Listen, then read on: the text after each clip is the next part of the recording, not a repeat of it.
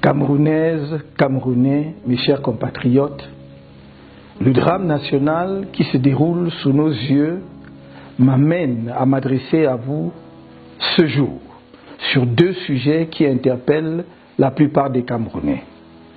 D'une part, la situation de guerre civile qui détruit avec une rare violence les régions anglophones du nord-ouest et du sud-ouest, et d'autre part, le plan national de résistance au hold-up électoral dans sa phase 2, sur la guerre civile qui ravage les régions du nord-ouest et du sud-ouest.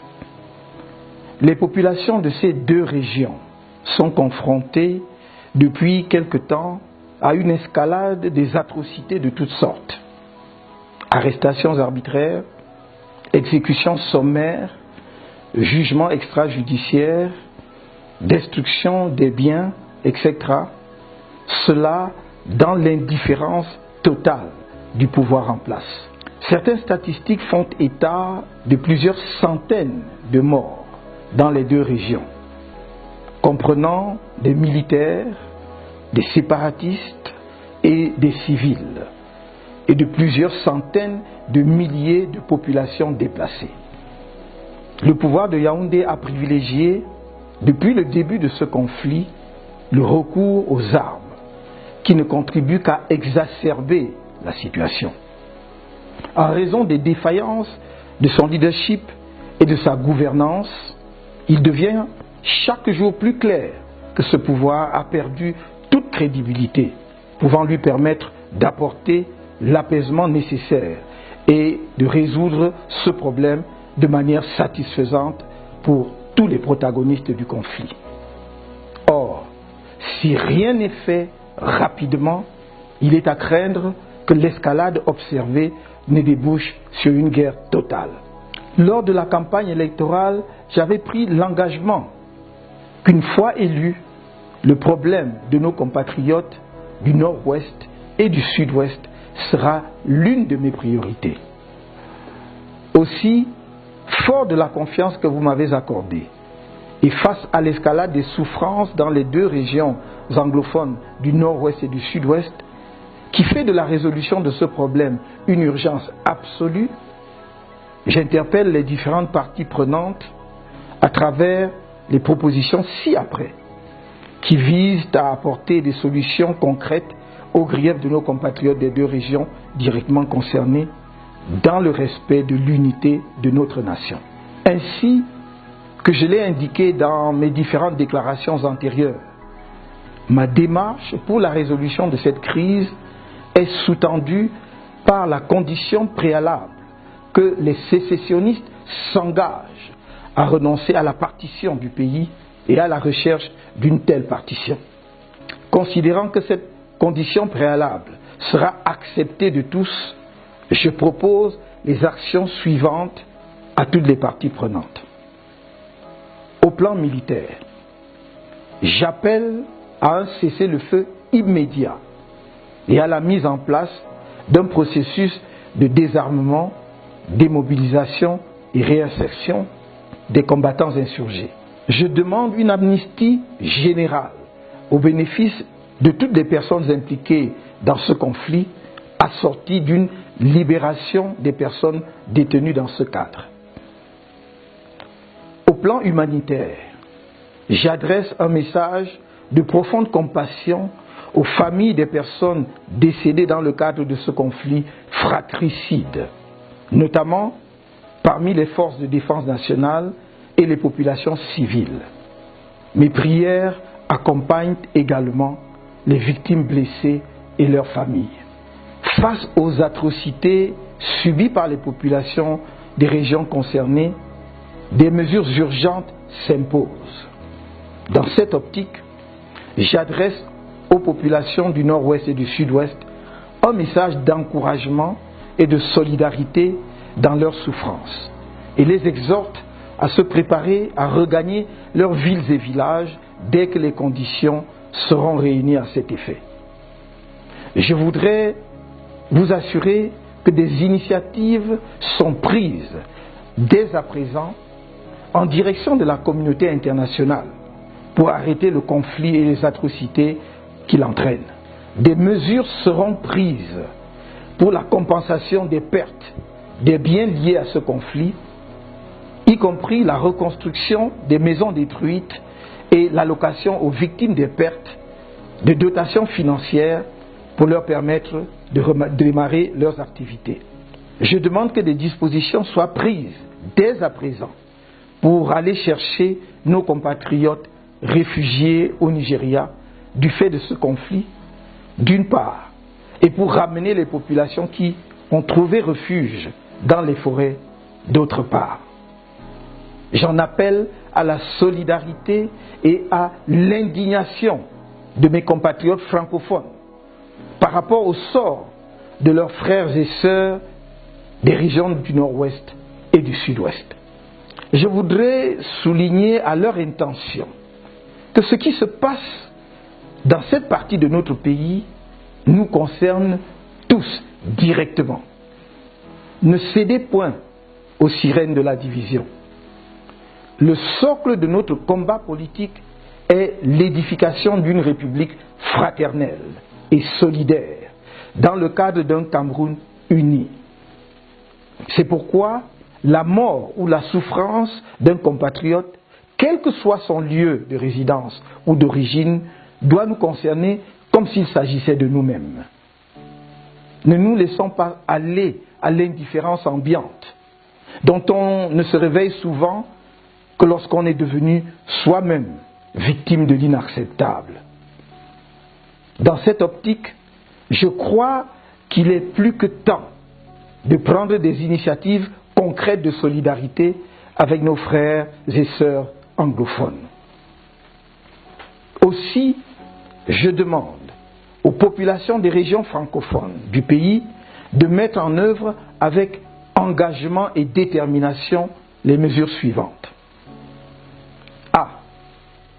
Pour le reste du mois de novembre et jusqu'à la fin du mois de décembre 2018, d'observer une demi-journée sans activité.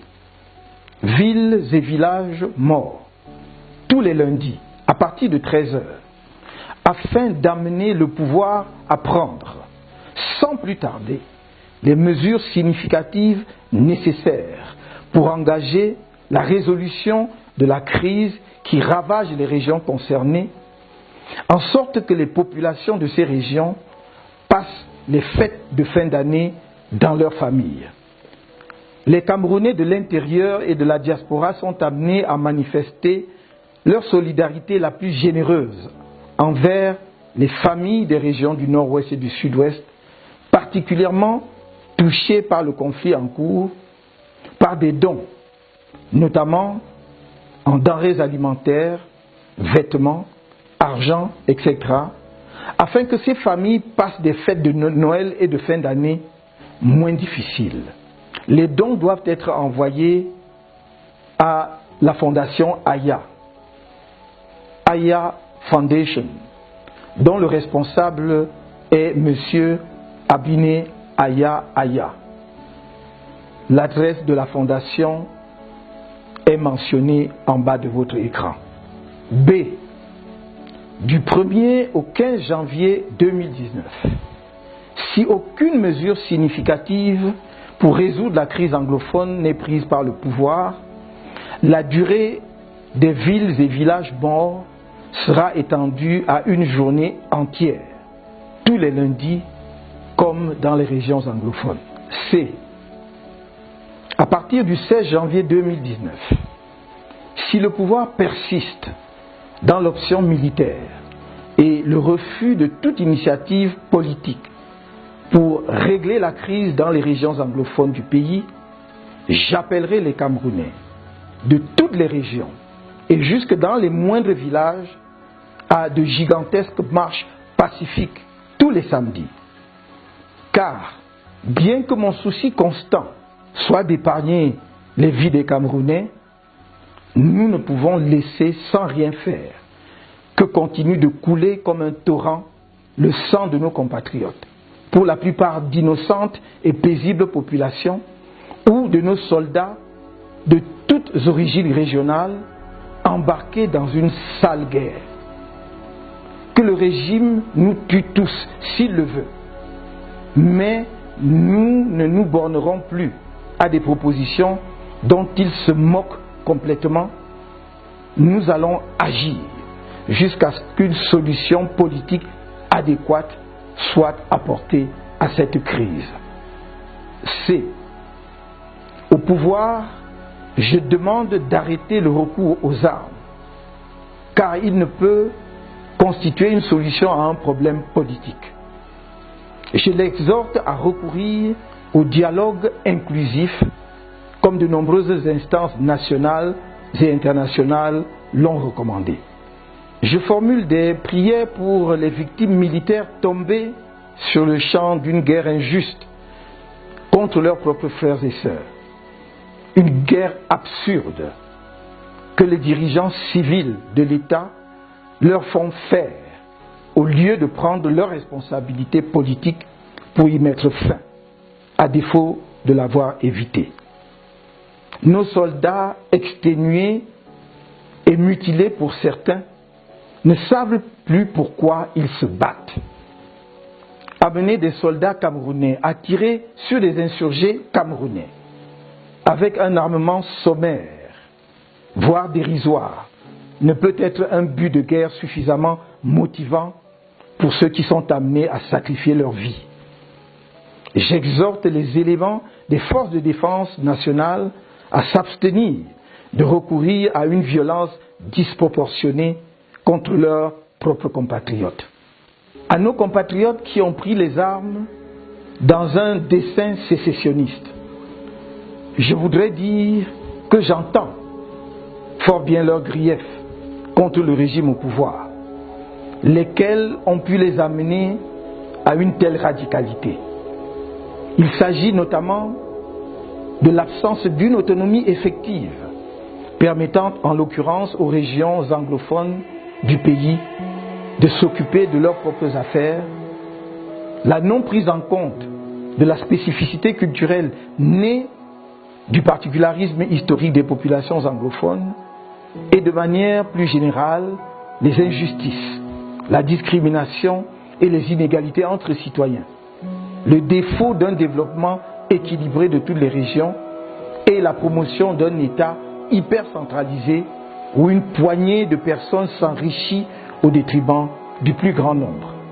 En revanche, je ne saurais approuver leur démarche, consistant à causer la désolation et le deuil parmi nos frères et sœurs des régions du nord-ouest et du sud-ouest et à rechercher la partition de notre cher et beau pays, le Cameroun, magnifique œuvre commune des anglophones et des francophones. J'engage l'État, une fois acquis le cessez-le-feu, à ce que des mesures économiques soient prises pour permettre aux combattants de démarrer des activités génératrices de revenus ou de s'insérer décemment dans la vie socio-professionnelle dans le cadre de l'opération désarmement, démobilisation et réinsertion. À la communauté économique des États de l'Afrique centrale, l'Union africaine et aux Nations unies, je leur demande d'accorder l'attention voulue et la priorité nécessaire à une résolution urgente de la crise dans le nord-ouest et le sud-ouest du Cameroun. Combien de morts, de réfugiés, de veuves et de veufs, d'orphelins supplémentaires faut-il pour que vos organisations respectives posent un regard compatissant sur la tragédie qui accourt dans les régions anglophones de mon pays. Quelle que soit la qualification juridique qui sera retenue ultimement, les atrocités qui y sont commises sont des crimes parmi les plus graves identifiés par la communauté internationale et lourdement sanctionnés parce qu'ils bouleversent la conscience humaine. L'escalade en cours dans cette crise pourrait engendrer une situation d'instabilité économique, sociale et politique dans la sous-région d'Afrique centrale. aux pays amis du Cameroun, je voudrais rappeler que l'histoire des conflits récents enseigne que l'indifférence et l'attentisme sont de graves erreurs dans la résolution des conflits. Ils aboutissent généralement à des catastrophes humanitaires dont on aurait pu faire l'économie si l'on en avait pris conscience à temps pour agir par des mesures préventives et politiques. Ces pays amis ne doivent donc épargner aucun effort pour aider le Cameroun à mettre rapidement un terme au massacre en cours dans les régions anglophones du pays avant qu'il ne soit trop tard.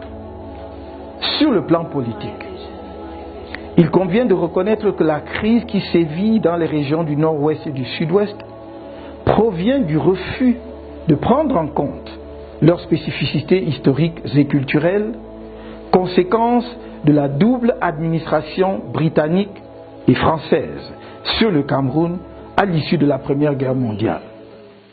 Cette myopie, qui constitue un motif essentiel sous-jacent des griefs des populations anglophones, a entraîné, faut-il encore le rappeler, la marginalisation des régions anglophones dans le processus du développement économique, politique et culturel du pays, et plus récemment dans le processus électoral. Or, de même que nous ne pouvons pas nier que ces circonstances historiques ont contribué d'une certaine manière à l'enrichissement de notre patrimoine culturel, il est indéniable qu'elles ont créé certains particularismes qui sont à l'origine de la complexification de notre système sociopolitique. Résoudre durablement la crise anglophone nous impose de nous pencher sur l'évolution et les conditions de fonctionnement de l'État du Cameroun en tant que fruit du double héritage des administrations britanniques et françaises sur notre pays. Nous ne devons pas avoir peur de nous livrer à cet exercice dès lors qu'il est admis qu'il a pour finalité de bâtir une nation camerounaise plus solide sur ses bases et forte de l'unité du destin de toutes ses composantes socio-historiques et culturelles. Revoir l'architecture étatique de notre pays en vue de sortir d'une hypercentralisation et de promouvoir le développement des collectivités territoriales décentralisées ne peut en aucune façon fragiliser notre pays. Cela ne peut que le renforcer en accélérant le rythme de son développement, grâce notamment à l'épanouissement des régions qui en deviendraient les moteurs. Dans cette perspective, il convient d'aller au-delà des problèmes spécifiques des régions du nord-ouest et du sud-ouest pour répondre à la problématique plus générale de l'autonomie et du développement de l'ensemble des régions du Cameroun. Dans cette optique, je m'engage à réaliser dans les meilleurs délais, en tout cas à l'issue du dialogue inclusif, l'indispensable réforme de l'État pour une prise en main effective par les régions de leur développement, l'État central devant veiller aux grands équilibres en la matière. Afin de répondre aux attentes spécifiques des régions anglophones d'une part et à l'exigence de la réforme de l'État pour une large autonomie de l'ensemble des régions du pays d'autre part, les initiatives suivantes seront lancées. A. La mise sur pied à très court terme d'une commission vérité et réconciliation visant à informer la mémoire collective et à recréer les conditions de confiance entre les compatriotes anglophones et francophones et entre les populations des régions meurtries et l'État. B. La mise en place à très court terme d'un cadre de dialogue inclusif visant à recueillir les préoccupations de toutes les parties prenantes ainsi que des propositions de solutions. C. La création d'une mission spéciale pour un développement régional équilibré avec un mandat limité dans le temps. Cette mission spéciale, multidisciplinaire, devra procéder à l'inventaire et à l'analyse des expériences des différents pays qui ont été confrontés à une situation similaire à celle du Cameroun, proposer une évaluation comparative des solutions en termes d'avantages et d'inconvénients, ce processus devant permettre à notre pays d'adopter les meilleures pratiques en la matière de manière à éviter les écueils que d'autres pays ont pu expérimenter avant le nôtre. D. L'octroi de compétences spéciales aux régions du Nord-Ouest et du Sud-Ouest pour une prise en compte effective et efficiente de leurs particularités dans des domaines convenus. Sur la phase 2 du programme de résistance nationale au hold-up électoral, il y a quelques jours, de retour du siège de l'Union africaine à Addis Abeba, je me suis arrêté à Douala pour rendre visite aux résistants cassés par la machine sécuritaire du régime lors des marches pacifiques du 27 octobre, visiter le siège régional du MRC qui avait été endommagé par les forces de maintien de l'ordre le même jour et exhorter les populations de Douala à se mobiliser massivement le 4 décembre pour soutenir les résistants qui sont traduits en justice pour avoir dit pacifiquement non au hold-up. Après le bref message que j'ai délivré à cette occasion, certains ont annoncé bruyamment la fin de la résistance nationale et la reconnaissance par moi de la victoire du président sortant fabriquée par le Conseil constitutionnel. Laissez-les à leurs illusions. Leurs tentatives de déstabilisation de la résistance nationale sont peine perdue. Je vous ai dit à Yaoundé, le 6 novembre dernier, que la résistance nationale ne faisait que commencer. Je vous ai dit à Douala, le 19 novembre, de rester mobilisés, car la résistance continue. Je vous le redis aujourd'hui, la résistance au hold-up électoral se poursuit. Elle s'enrichit dans ses formes d'expression. La diaspora camerounaise en est aujourd'hui un des porte-flambeaux et l'action internationale s'approfondit. Je vous ai dit que je ne souhaite perdre aucun parmi vous. Je vous le réitère aujourd'hui, car organiser une manifestation pacifique non au hold-up requiert méthode et préparation. Et parce que je ne veux perdre aucun d'entre vous, je vous exhorte de nouveau, au plan interne camerounais, à ne rien organiser qui ne soit autorisé par le plan national de résistance ou par la coalition, qui se fait un devoir de veiller à ce que les résistants au hold-up électoral n'y laissent pas leur vie. À chaque phase de la résistance, la coalition arrêtera les mesures à mettre en œuvre après évaluation de la situation. Gardez à l'esprit que le but ultime du plan national de résistance est la restauration de la vérité des urnes au soir du 7 octobre. Cette vérité qui fait de moi le président élu de la République du Cameroun. À ce titre, toutes nos actions ont jusqu'à présent concouru à ce but et continueront d'y concourir. La résistance ne s'arrête pas. Au contraire, elle se densifie et gagne en puissance, car ses rangs ne cessent de grossir et son organisation s'affine chaque jour davantage. La phase 1 était celle du démarrage, permettant aux Camerounais de réapprendre à faire preuve d'altruisme en s'intéressant les uns aux autres. à s'engager de nouveau bénévolement pour la patrie et à faire foule dans la sauvegarde de celle-ci. Le plan national de résistance est le foyer dans lequel le patriotisme camerounais peut trouver un nouvel élan. Il est le cadre de la lutte contre l'oppression et le tribalisme. Il se fonde sur une démarche pacifique et le respect de la Constitution nationale, car la résistance nationale n'est pas l'insurrection nationale. Les graves violations constitutionnelles déjà présentes pendant le processus de l'élection présidentielle d'octobre et réitérées durant le contentieux électoral ont franchi un nouveau palier avec les répressions sauvages des manifestations pacifiques non au hold-up.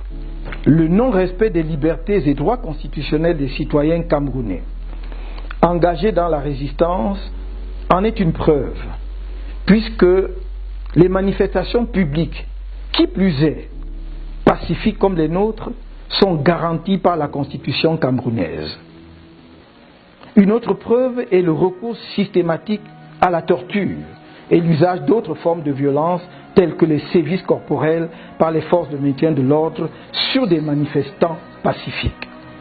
Du reste, au regard de la Constitution camerounaise, comment comprendre autrement que comme une manifestation de l'arbitraire du pouvoir les poursuites pénales engagées contre certains résistants pacifiques en ce moment?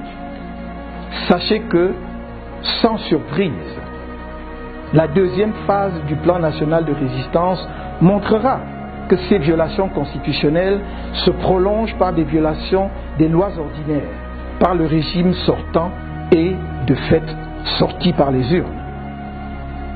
Imprégnez-vous donc de la phase 2 de notre plan national de résistance.